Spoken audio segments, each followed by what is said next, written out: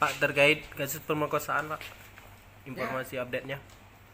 Situasi update-nya untuk sementara TSO sudah diamankan 13 orang, 1 orang yang membantu, ya 9 orang yang kita tangkap pertama. Habis itu kemarin tadi barusan nyampe 2 orang yang kita tangkap di Aceh Tengah, dibantu sama opsnal sana dan Polsek Jagung. Yang menyerahkan diri Andi Mustafa, AM, sama Ati Arif Maulana. Ya.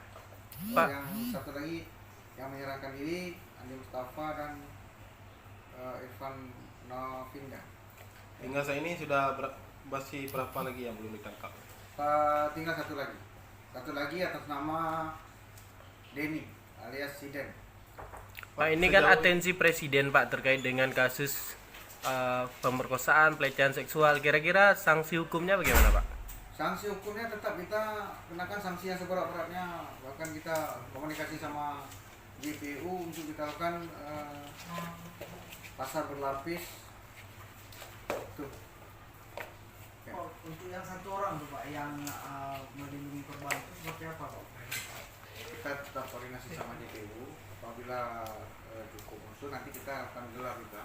Itu tetap kita lanjutkan ke ranah peradilan. Pak.